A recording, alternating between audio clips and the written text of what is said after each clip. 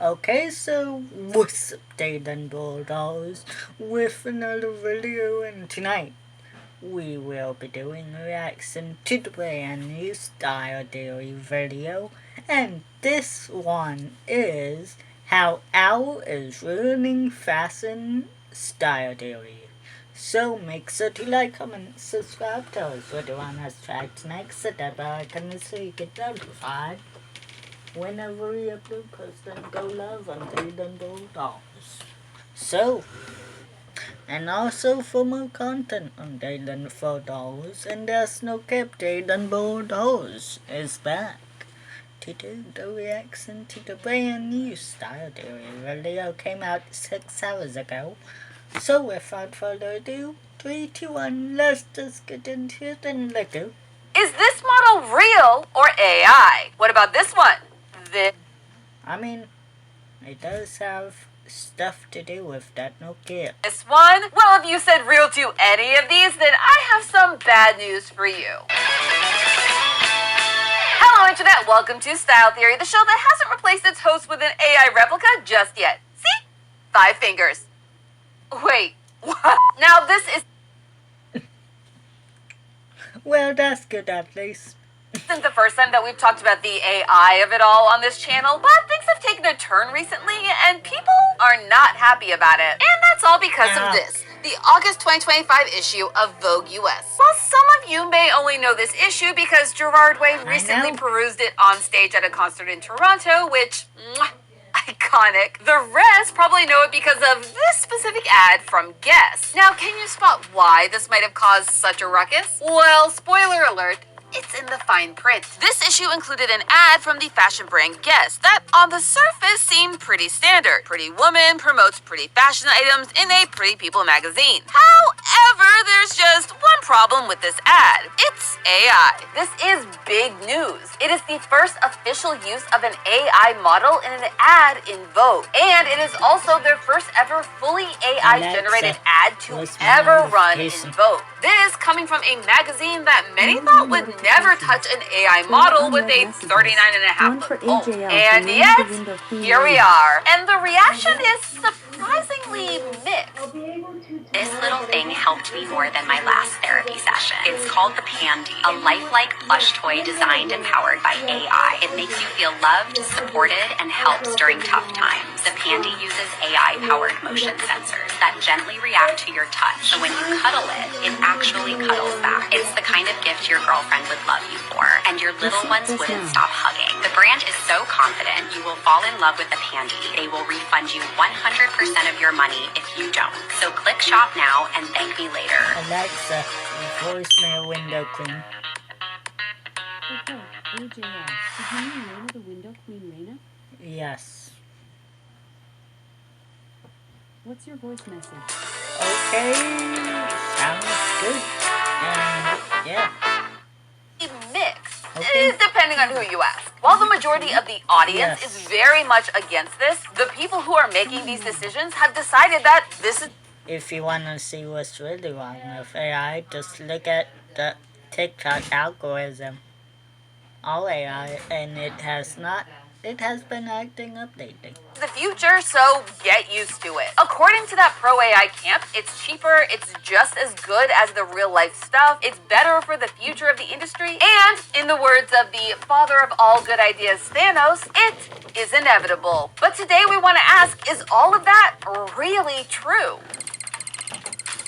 When we talk about AI-generated content, a big pro argument is that it looks just as good and Pros and cons to AI, no cap. authentic as the real-life stuff, which Most does pose a definitely. huge question. Can AI be authentic? Now, the difference of this situation from, say, someone putting up AI art in a gallery alongside all non-AI art, and that is because this is not art. This is an ad. And authenticity in advertising is a lot different. Not only does using generative AI open Hi, how are you doing? Let me put the volume up because I can barely hear. Okay. That's because I have it on volume 30, but it's just when I drop in, it's just Yeah. okay there. Mm-hmm. Like that. Okay. A little bit more. There. Yeah. Right there. Mm-hmm. Yeah, right there's good. Right there's good. I just want to be able to hear, what's going on in the background, like the reaction and all. Up these brands to huge Okay. potential Nice. IP theft lawsuits, depending on how their AI was trained, it also opens up a whole other can of worms. Like I said, this situation is complicated. Almost as complicated as getting like a doctor's appointment nowadays. And I should know, have you heard I mean, I guess it depends on how people program AI, but AI has kind of a mind as its own at times, because just like robots, it does mess up at times. my voice these past couple episodes? Not everything the is sickness perfect.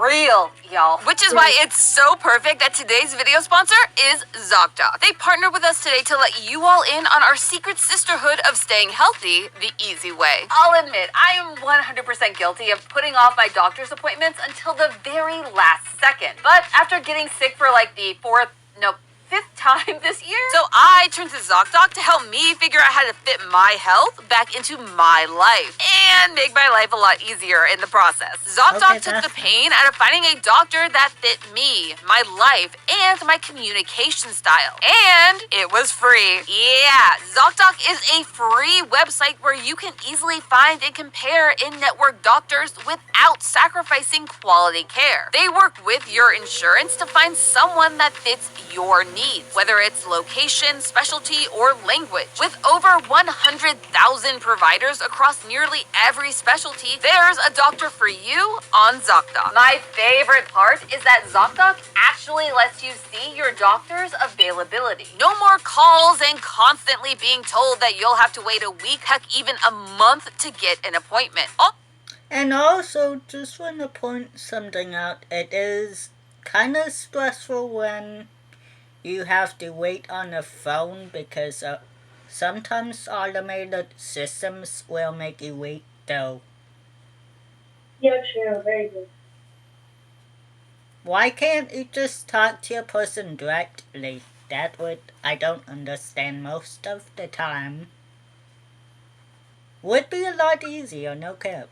All you have to do is pick a time that works for you, and you can book it right there on ZocDoc's website. It is so easy and so fast. Typically within 24 to 72 hours of booking. And you Well, I think we all should be lucky that 911 doesn't have those automated systems. could even score those hard-to-find same-day appointments. Because I there know! When would I be had to schedule a problems. checkup to make sure this cold Yeah, wasn't anything very good. worse, they helped me get an appointment that same day. One that was close to me and with a new doctor that made me feel completely comfortable. So start putting you and your health first. And find your next appointment by going to ZocDoc.com/TheStyleTheorist or clicking the link in the description to find and instantly book a top-rated doctor today. And now that we're done with the fun ad, let's get back to the bad one. You've likely heard of the term false advertising, but in case you haven't, here's a TLDR. This is where your ad uses a false claim or statement to intentionally or recklessly promote something in order to make a sale. This includes tactics like hidden fees, misleading packaging, misleading claims about health benefits, quality, or origin, and the most important one for today's episode, photo manipulation. In the past, this typically referred to using enhanced or altered versions of a product to make it appear better. Think photoshopping someone's makeup in a makeup ad or altering someone's body shape in an ad promoting dietary supplements or weight loss products. Doing this gives you, the consumer, a false sense of what that product can do. And according to the Federal Trade Commission, or FTC for short, that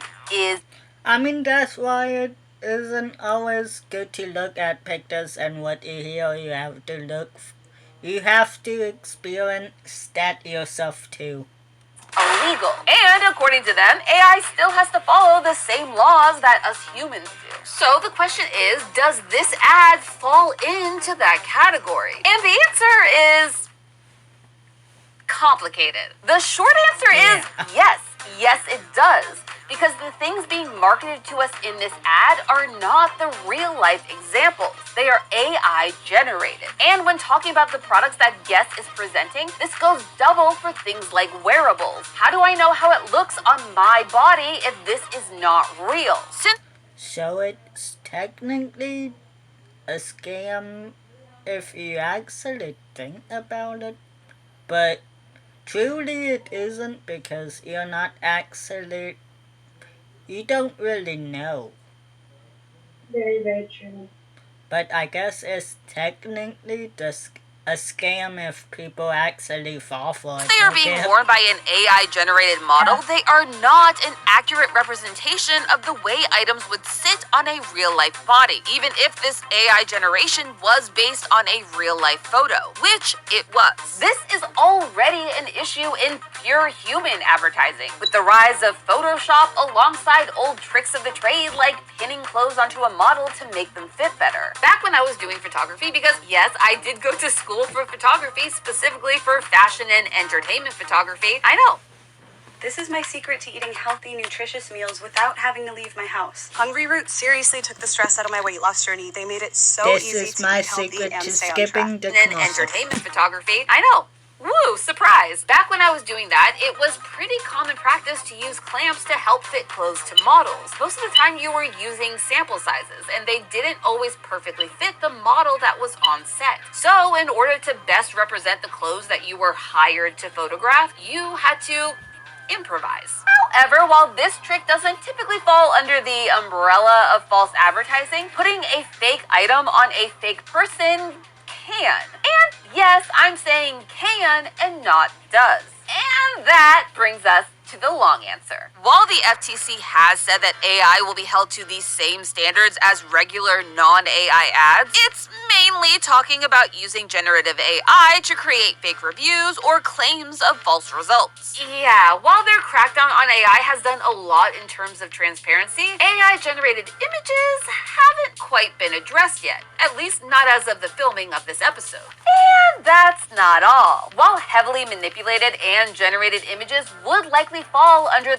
Hey, let's all be happy that this world isn't run by AI. Or this entire galaxy.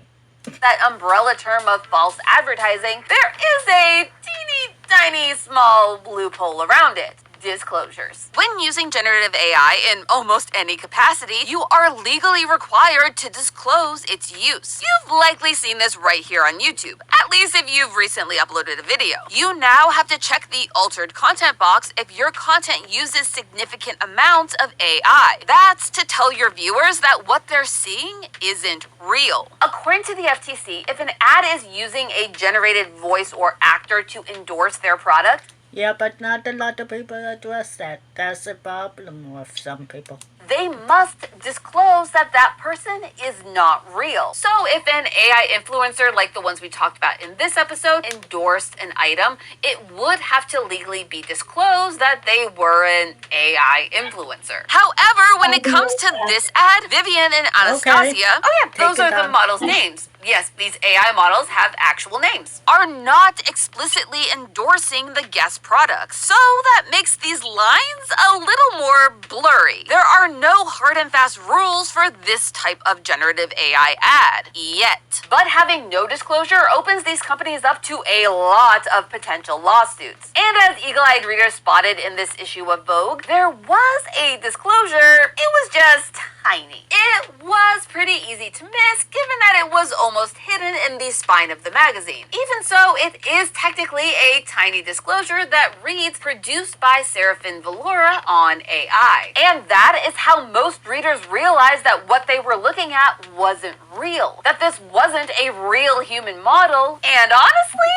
that does sound like this was a pretty convincing ad. And while it is 100% sitting in a very gray area right now, based on current laws, it is actually legal. Which is why we have to return to that first question. Is this just as good as the real thing? And given that it took a disclosure for people to realize that this was an AI-generated ad, I think the answer has to be yes. Except that is only half of the answer. To be just as good, we need to not just look at this from the legal side, but from the psychological side as well. Raise your hand if you have ever compared yourself to another person. Now keep your hand raised if that person was a celebrity or a model. And finally, keep your hand up if that comparison ever made you feel bad about yourself. Humans are wired to compare themselves to others for a number of different reasons. It can help us understand ourselves, our likes and dislikes, how we feel we fit into society, and more. Historically, this instinct was rooted in survival, but nowadays it tends to lend itself more towards self-evaluation, both good and bad. While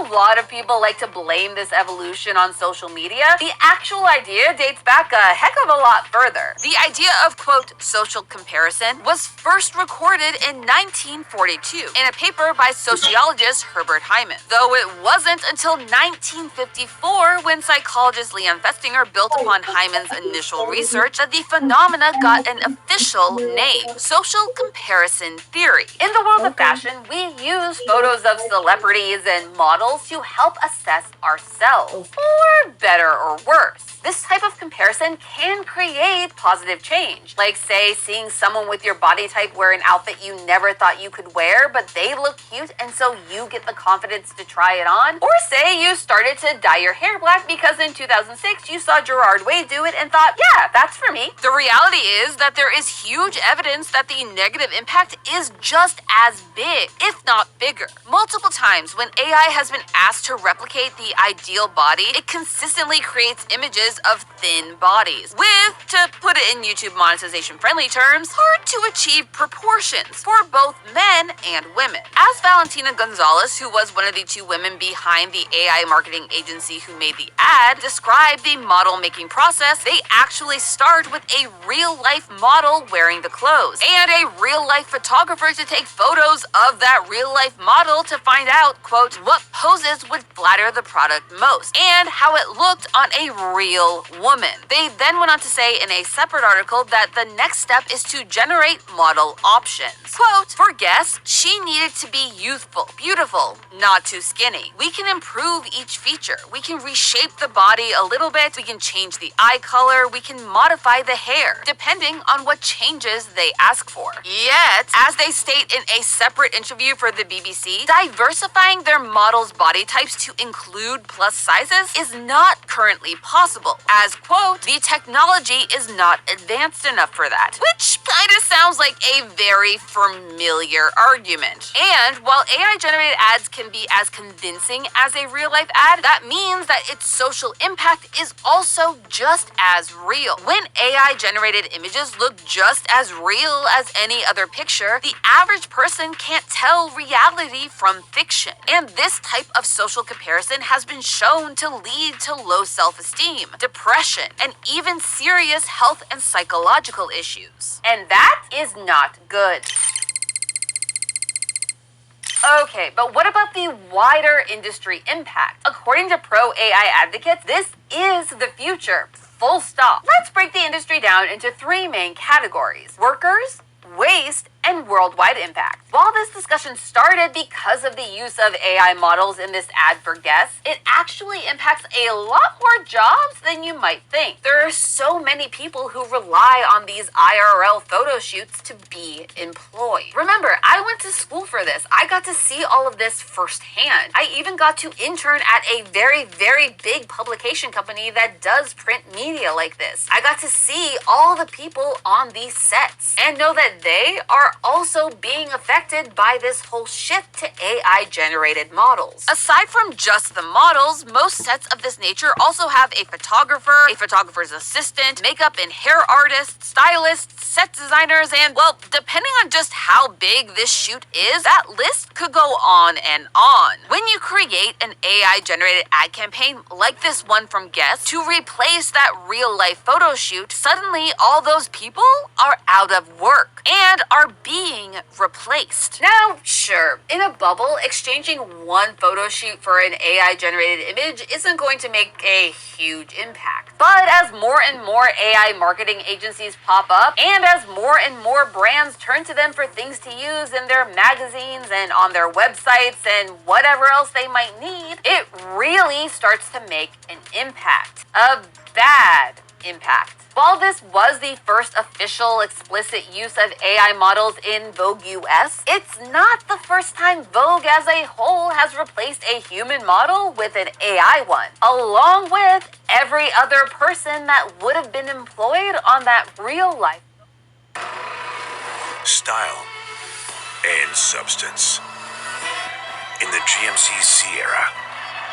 Work. Person that would have been employed on that real-life photo shoot. The March 2023 issue of Vogue featured an AI-generated model, not in an ad, but on its cover. And that's only the beginning. Seraphim Valora says on their website that they have been featured in over 60 publications worldwide, including companies like Elle, Harper's Bazaar, and of course, Vogue. Even the likes of H&M have hopped on this AI train, introducing their digital twins. This is their answer to the whole job dilemma. Instead of creating new models, they will basically license the digital use of real-life models. According to H&M, the models retain all the rights to their own image. Plus, they are freed up to work on multiple projects at once and would still be paid by image as if they were really there. Though, according to commercial model Sarah Murray, there is still a lot of gray area in these types of deals. Quote, "We already see an unprecedented use of certain terms in our contracts that we worry indicate that we are possibly signing away our rights for a brand to use our face and anything recognizable as ourselves to train their future AI systems." Now, while H&M is one of the first to do this, it's becoming a more and more common idea. As fashion model Shanae Bavell said in her article titled, "I Am a Model, and I Know That Artificial Intelligence Will Eventually Take My Job," which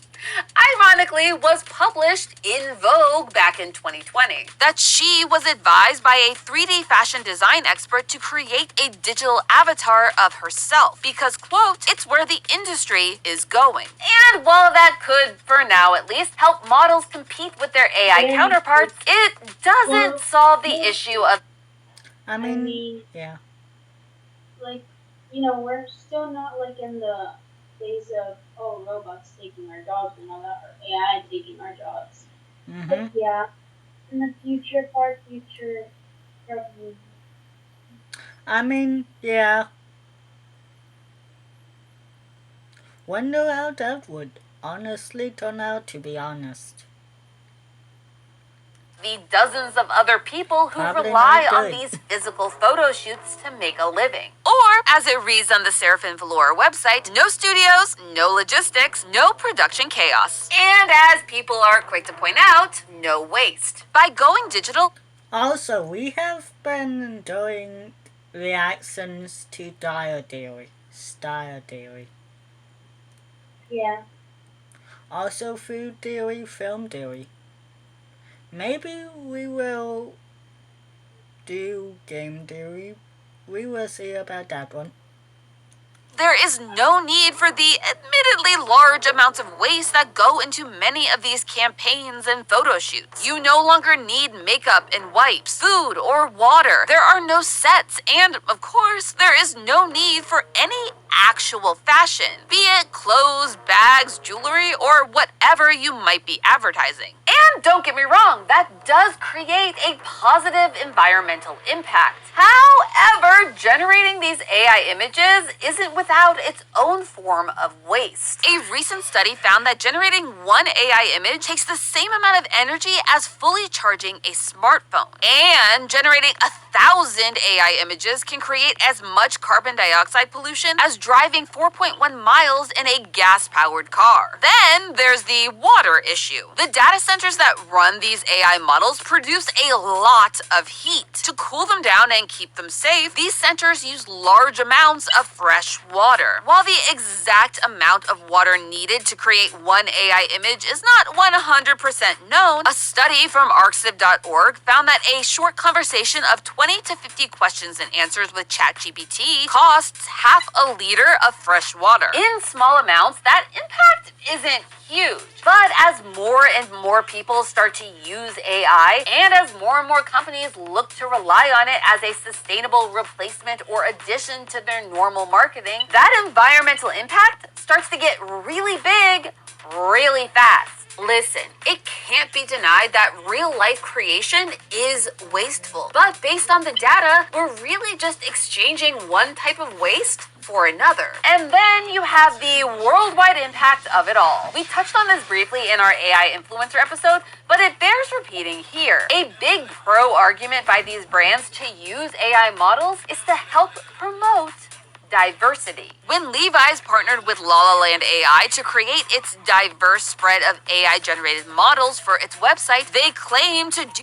Also, speaking of AI and robots and stuff, how many people have seen those cleaning robots at Walmart? I have. I haven't, but I've seen a cleaning robot in person. Okay, nice. Also, I have also seen robots collecting the shopping carts before at Walmart too. I've never really actually seen that. I mean, I don't they're I don't pretty go to cool. Walmart as much anymore. I mostly go to Publix. Okay. Now that I mean, they're pretty cool to see, to be honest. Do it to, quote, add a wider range of body types and underrepresented demographics on its website. Though they also stated that they did not plan for it to be a substitute for real action. Now, when they're talking about this kind of diversity on their websites, what they're really talking about is trying to showcase as many ethnicities in as many body types in as many sizes as they can. Because that means that when you're shopping on their website, you are able to see yourself.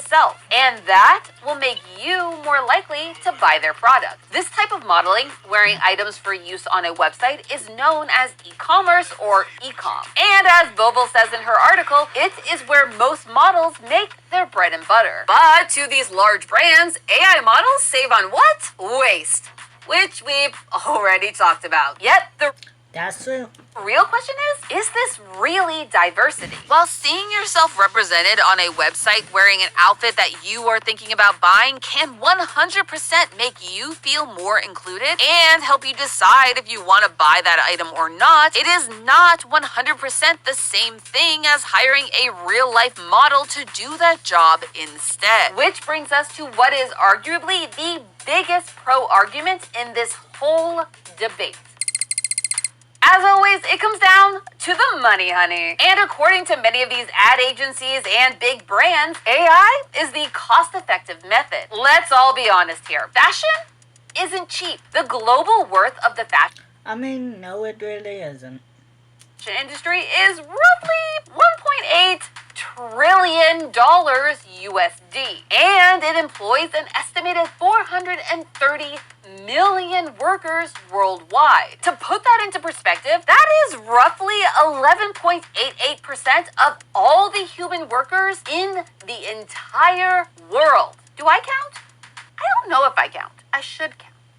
So it's safe to say that a large portion of the cost of these ad campaigns goes to paying people for their work. Not just the models, but the photographers, the makeup and hair artists, the set designers, all the people who make these ad campaigns happen. But in a world where people would rather turn to Instagram and TikTok for their fashion news, what are old school magazines supposed to do? With sales of print media like magazines on a decline, legacy brands like Vogue, Cosmopolitan, and Vanity Fair have had to learn how to adapt to an online age. Except business isn't exactly booming, at least compared to previous years. The rise of fast fashion and the overall inflation of prices across the board has hit this industry hard. And cutting costs is kind of a life or death situation for these legacy brands trying to survive in a digital world. So let's take a look at the actual numbers. What does it actually cost to do an ad campaign like the one for Guess, both IRL and AI? Now, prices can vary wildly depending on the location and going rates in that area, but we are going to do our best to base all of our numbers on a luxury brand market, of which Guess would be considered. Based on current market rates, for an established photographer, you're looking at anywhere between $1,300 on a low end to $5,000 plus on a high end. For our example today, we're going to use that higher end estimation because this is an established brand who would hire an established photographer. And then you have usage right, which is what gives the client, in this case Guess, the right to use these photos in their ad campaign and put it in other publications like, say, Vogue. Companies can either license or buy out the rights to these photos, and it can be for use in their country or internationally, digital or print only, or a mix of all the above. You get the idea. For our calculation, let's guess that Guess wanted to own their images and use them internationally in Vogue US, Italy, and beyond in both print and digital. Typically, a photographer will also charge a pre-production fee to cover the cost of setup, a retouching fee for their editing, and potentially have an assistant fee to have, well, an assistant on set. We're looking at a minimum of $25,800 for the photographer and usage rights alone. Now add on to that initial photography cost the cost of the makeup and hair, the location rental, a set designer, a stylist, and of course the cost of the clothing itself. And that's before we get to the models. Don't worry, yes, we will get to the models. Now this is an estimate because we don't know the exact scale that this photo shoot would have been. But given that this was for commercial use and that it didn't use a celebrity photographer or a celebrity model, it can work for our estimate today. Our example ad used one unknown model, which does she count as an unknown model if she was generated specifically for this campaign? I guess she kind of does. I don't know. That's not the point here. That's a tangent I can't go down. Yeah. Model prices can vary wildly based on their work history, the type of shoot that you're doing, and whether or not they are represented by an agency. For an unknown model with representation, we can safely estimate a day rate of roughly $1,000. Add in some food and water, given that this is an all-day shoot and that is usually a legal requirement in most places. That would bring our fairly conservative estimate to just over $40,000 USD. Now, this is a lot of money. I am not going to argue against that. However, is it more than getting it done by an AI marketing agency? Let's find out. And lucky for us, we don't have to look very hard because Serafin Valora was very happy to share some of this information to the BBC. The pair say they can charge anywhere up to a low six figures for a client like Guess. Now, that is not an exact amount, but considering our conservative estimate is nowhere near a low six-figure mark, I think we can safely say that the AI was not cheaper, which is an interesting development to say the least. Here's the thing. As of right now, it doesn't look like the use of AI in fashion is going anywhere in the near future. But what these big brands need to realize is that we, the consumers, are not buying what they're selling, both literally and figuratively. The truth is, there is a way to keep employing human workers in a way that is more efficient, better for the environment, more cost efficient, and more diverse. But it's going to come at a cost that a lot of these big brands might not be willing to make. Why? Well, because that money has to come from somewhere, and that's going to mean Yeah, that's true. Money does have to come from somewhere. Okay. a lot less profits for the people at the tippy top of the fashion food chain. But hey, that's just a theory. A style theory. Keep shopping smart. Next time on Style Theory. Wait, they are going to fine me $250,000. Excuse me, what? Yeah, the Everyone is Stealing from Popflex saga just got even crazier. Yeah, we did do that reaction already. Hang on.